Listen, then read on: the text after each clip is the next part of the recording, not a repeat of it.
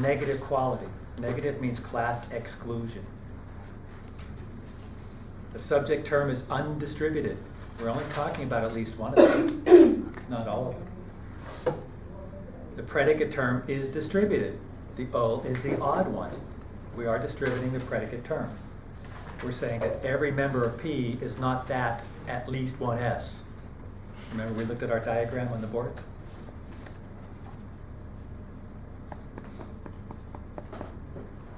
So, was that satisfactory? There, young lady? It was very helpful. The distribution. And you knock yourself out with this. You know, do as there's probably exercises in that eLogic file. It only takes a few times. Really, if you sit down and do a few of them, it's like it's nothing. But you know, you've got to go there and do a little bit of work. So, any questions about that exercise? Okay, let me shift gears here a little bit.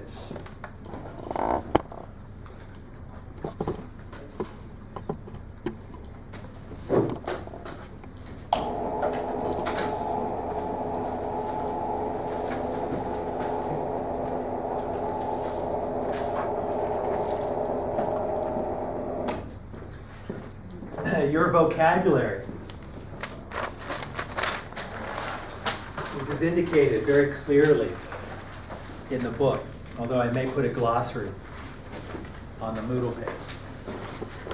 Includes, but is not limited to, the following: sentence, proposition, argument, premise, conclusion, inference, syllogism, categorical proposition, standard form categorical proposition, subject term, predicate term, quantity, quality, distribution, and more. It's all clearly indicated in the book. Trust me, you've got to acquire that. One word and its definition that you could say this whole course really is about is validity. We want you to understand what it means to reason or argue validly. It's real important stuff. Apparently, we're not, as successful as we would like to be. There's something tricky about it, apparently. So I don't think there's any disagreement among logicians or just people like me who teach it about what the word means. But I like to word it in a particular manner that might not be exactly the way our author writes it in the book. And he writes it several different ways in the book. But we all mean the same thing. I think you should jot this down in your notebook because this is what we're going to be referring to time and time again throughout the semester. Give me a minute here to get this on the board.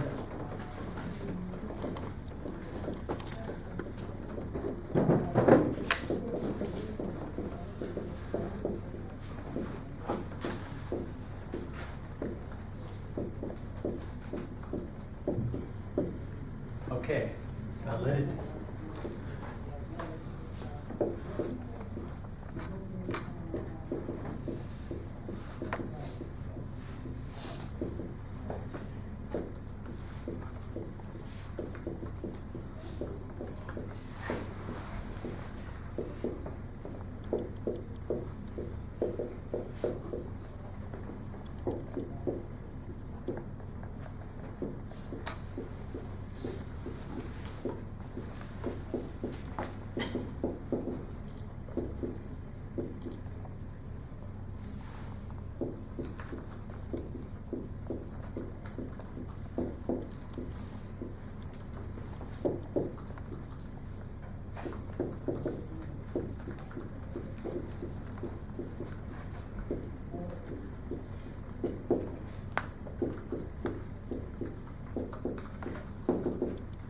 And we can pick up invalidity with just a word.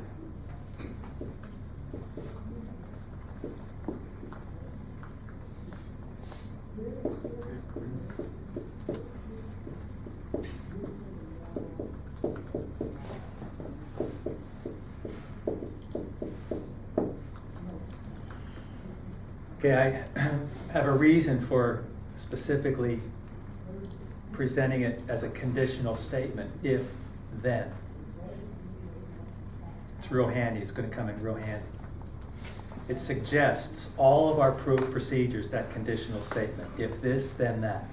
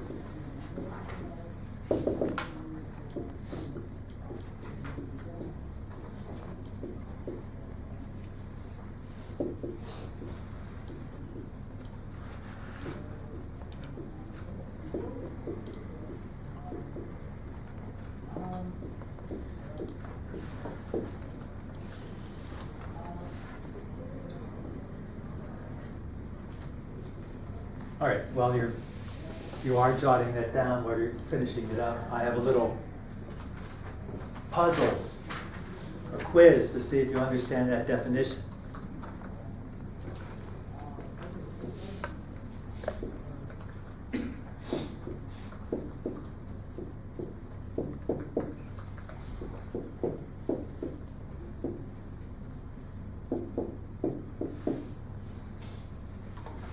Okay, ready? Is that on it? The simplest argument possible consists of just one premise and a conclusion. It's the bare minimum. Every argument has just one conclusion, and it has to have at least one premise. So for this demonstration, there's no need in getting more complex than we absolutely have to. So without looking at any argument in particular, or even an argument form, all I'm asking you to consider here is we're considering an argument, supposing that it is deductive and that it has one premise and a conclusion. Each one of those propositions is either true or false, because every proposition is either true or false. It's called the law of the excluded middle. Every proposition is true or false, cannot be neither, and there's no third alternative. Given that each one of those is either true or false, there are 4 possible combinations of truth values that those two propositions might have. They might both be true, premise and conclusion. See, depending on what they are. The premise might be true and the conclusion false. The premise might be false and the conclusion true. They might both be false. That's all possible combinations. So do you understand what I'm asking you to consider here? Do you have any questions about this?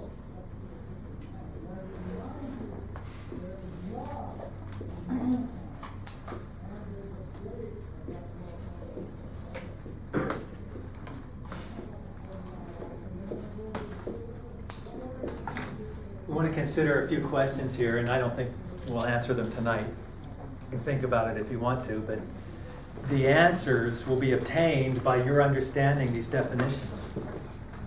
Yeah, everything you need to know is in these definitions. So, question number 1.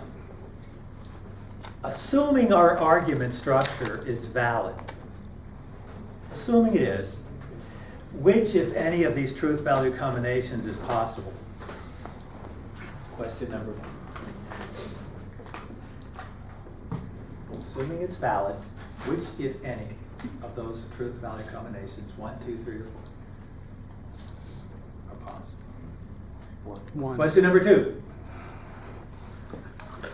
Assuming our argument structure is invalid, which, if any, of those truth-value combinations is possible?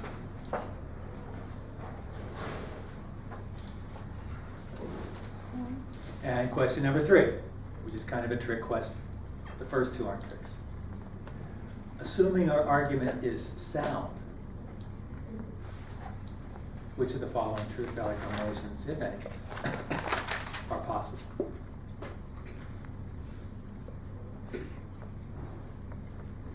Okay, we're not going to answer those tonight.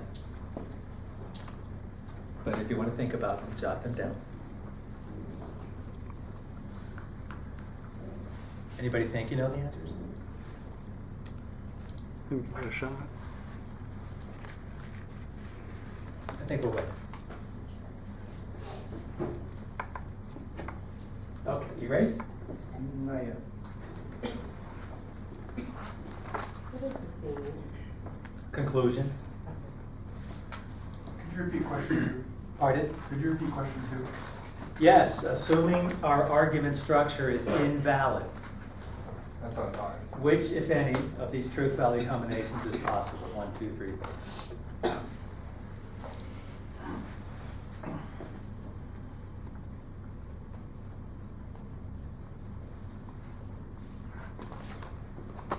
Erase?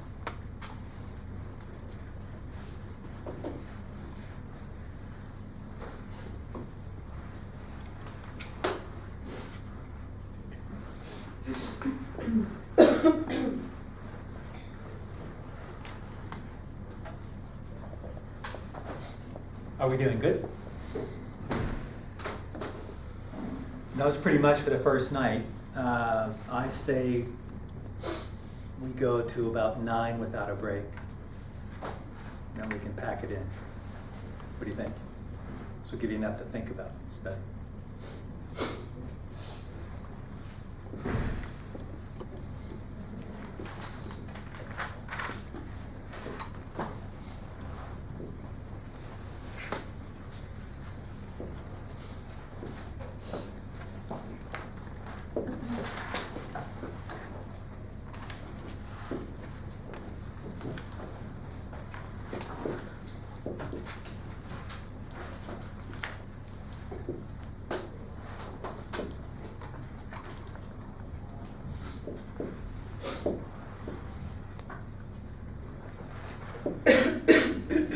This is an example of the type of arguments we're going to devote our study to for test 1. It's a categorical syllogism. It's the mode of logic that Aristotle, did he discover it? He certainly developed it pretty much as far as it could be. So we're concerned with whether this argument structure is valid or invalid. First thing we're going to have to do is translate it into standard form. We're going to start by finding the conclusion. The conclusion could be any one of the 3 propositions in any order. I've made it pretty easy here. I put it last and I use the conclusion indicator. So we have words in English that announce this is my conclusion. So, thus, ergo, hence, consequently. Did I say therefore? So we identify that conclusion. And then we identify what form will it be translated into, A, E, I, or O. What do you think? It doesn't have a quantifier, but can you identify that as either A, E, I, or O? Socrates is mortal.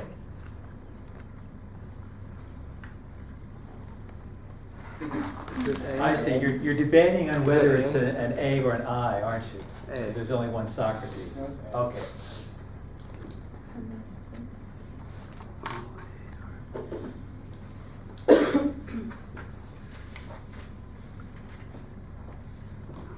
There.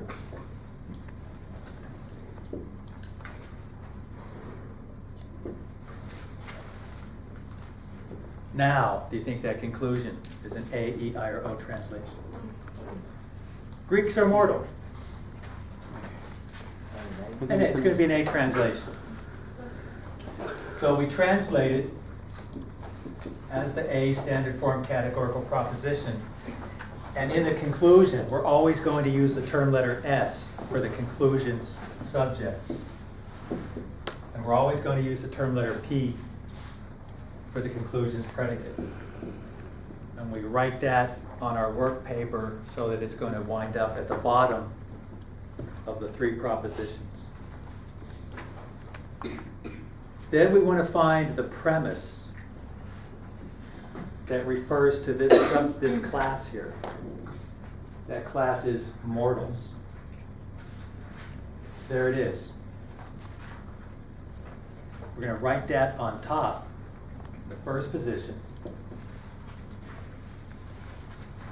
in its correct standard form. What do you think, A, E, I, or O?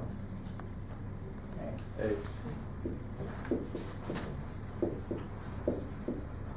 But for this class that occurs in both premises and not the conclusion, we're going to translate it as a term letter M.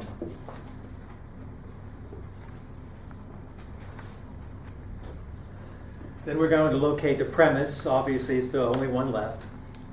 That refers to this class. Greeks, the subject of the conclusion. There it is right there. That's going to go in the middle position. I just wrote it in that order anyway to make it easier. They could be in any order.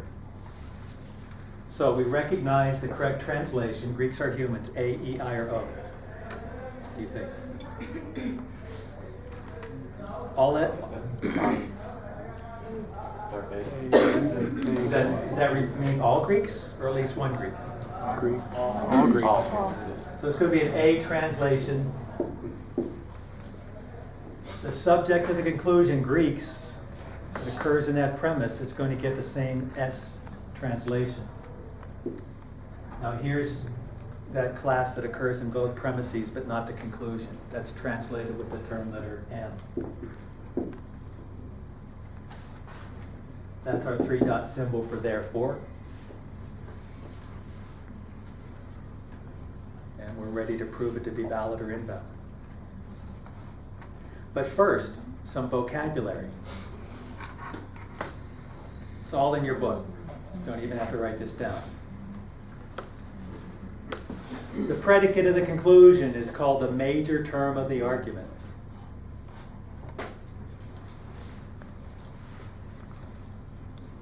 The premise that contains the predicate of the conclusion is called the major premise of the argument. Major term, major premise.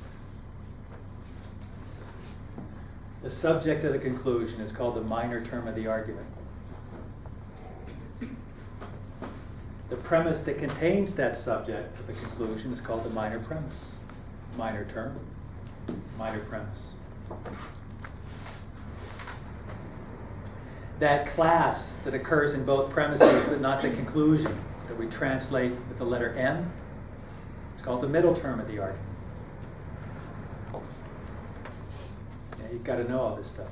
It's all in the book, nice handy little charts.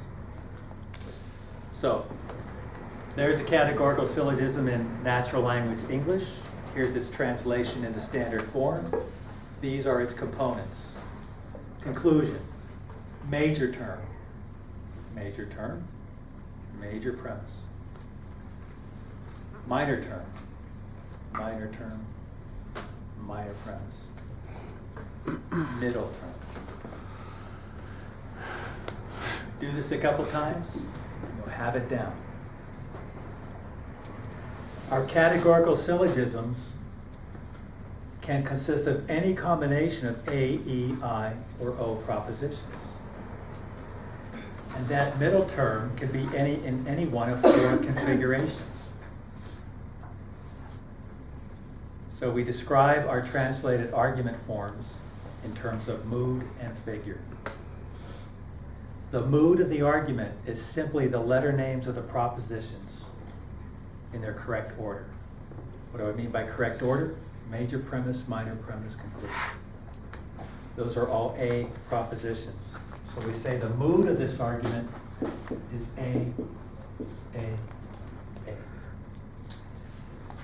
A. The figure, 1, 2, 3, or 4, tells us how that middle term is arranged. That middle term could be arranged in one of 4 ways.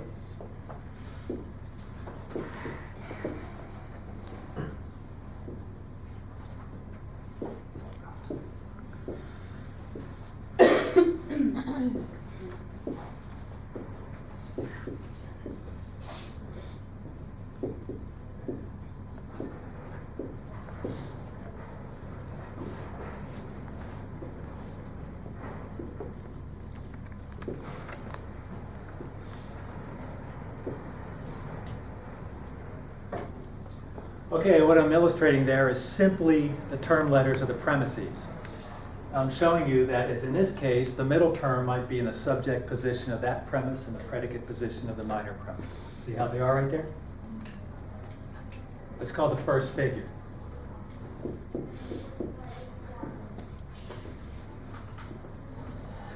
That middle term, depending on the argument, it could be in the predicate position of both premises, as I have it over here. You understand what we're looking at? That's called the second figure. That middle term might be in the subject position of both premises, as I have it in this box. It's called the third figure. It could be in the predicate position of the major premise, subject position of the minor premise. That's called the fourth figure. So now we can completely describe our argument in terms of mood and figure. It's the AAA1.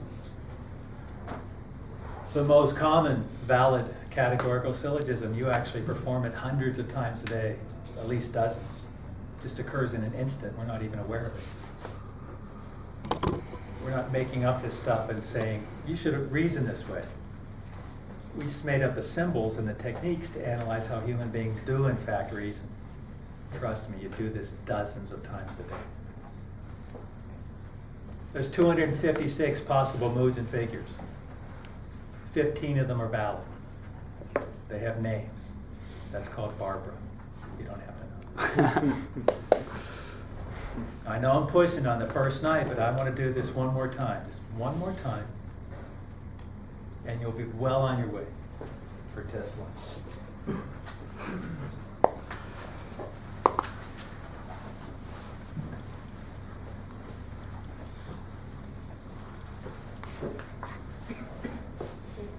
I'll make up an argument here off the top of my head. Say,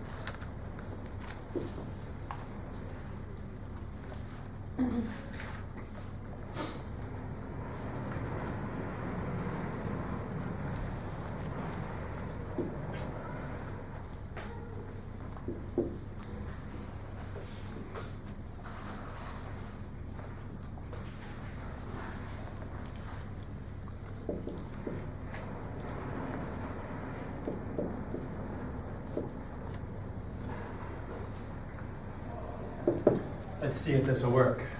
Champions, champions, football teams. I think it'll work. So let's say that this is an argument that we're considering. We want to determine if it's valid or invalid. Here's what we're going to have to do. Almost everything we do in this course is a matter of following really basic instructions. It's easier than programming a remote, I swear to God. Just gotta follow the instructions. The first thing we do is find the conclusion of the argument. What do you think it is? The first, second, or third proposition?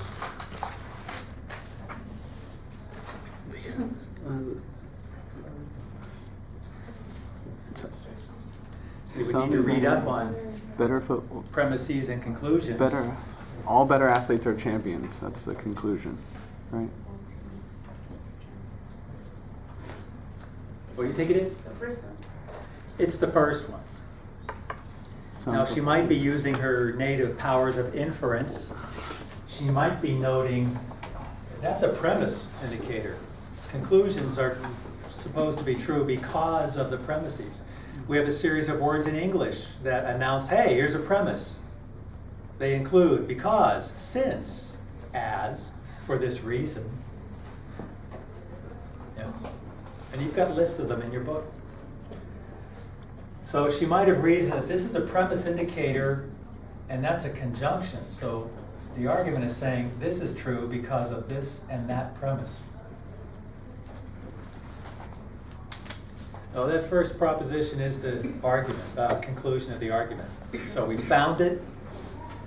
We have to translate it into its correct form, A, E, I, or O. And we're using S and P always for the subject and predicate of the conclusion. So I think that's going to be some S is P. Is that a question? Do we always move the conclusion to the end when we're trying When we translate it, we have to put them in the correct order. That's absolutely essential. So we find the conclusion, it's going to go at the bottom or the third position of our translation. Yeah, always got to find it first. So some S is P, what do you think? Right. It's a conclusion. Aye.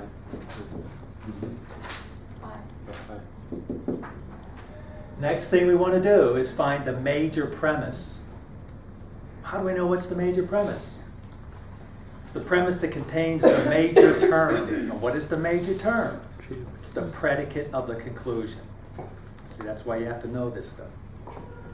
Predicate of the conclusion is champions. We're looking for the premise that refers to champions, and there it is right there. That's going to be written in the top uppermost position. That class champions is going to be translated P, right? Here's our middle term. That's going to be translated as M. And now, what is the standard form of this? A, E, I, or O? All S is P, no S is P, some S is P, some S is not P. This one right here? All, it's A. That's A. All M is P. All, right? It's not S, it's M, because that's the middle term of the argument now. It's better at. Then we want to find the minor premise. Well, we know it's the one left over, but why is it the minor premise? Because it contains the minor term. And what is the minor term? It's the subject of the conclusion. Football teams. So there's football teams. S is going to go there. M there for better athletes. Now, is that an A, E, I, or O translation? Some football teams are better athletes. A, E, I, or O? I. I.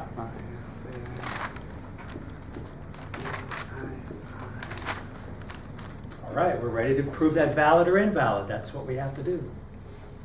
Now, we just do that about 3 or 4 or 5 times, and you could do it with any of the 256 moods and figures. But let's go ahead and name the mood and figure of this argument. Can you tell me what the mood is? A, I. See? Can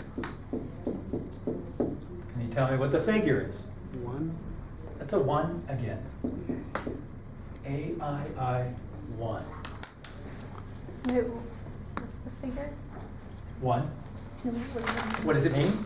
It tells us that the middle term is arranged in that manner. I prefer to say, Okay. yeah, it's the subject of the major premise, it's the predicate of the minor premise, or most of you would just prefer to remember it. It's on that diagonal.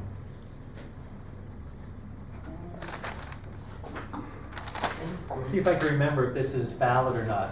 Here are the names of the first figure valid arguments. The vowels refer to the mood. Barbara, it's not that. C. Laurent, it's not that.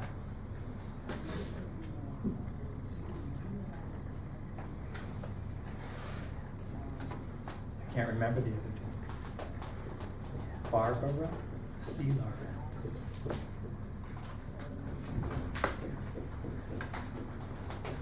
Ferraio, it's not that. E-I-O. There's one more. Darn it, I can't remember. That's good. We don't want to rely on our memory. We want to prove it, which we will starting next week. Darai. It is valid. It's Darai. Barbara C. Laurent Darai. Ferraio. but you don't have to memorize those names. It's real handy. Yes? But you could take apart an argument and immediately know whether it was sound or not if it matched one of those four. Basically, watermarks for testing. Yeah, after very little practice at this, in very many cases, you'll be able to determine if a person's argument is valid or invalid as they speak it. Hmm. It's a very powerful ability to have, because if an argument is invalid, it's totally worthless. Even if everything in it is true, it's utterly worthless. Yes?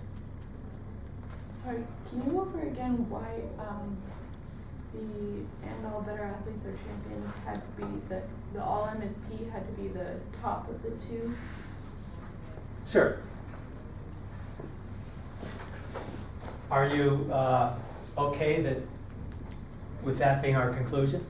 Yeah. Okay. I'm just trying to figure out. Okay, how I'm gonna to tell you. order the other two. In the conclusion, the predicate is called the major term of the argument.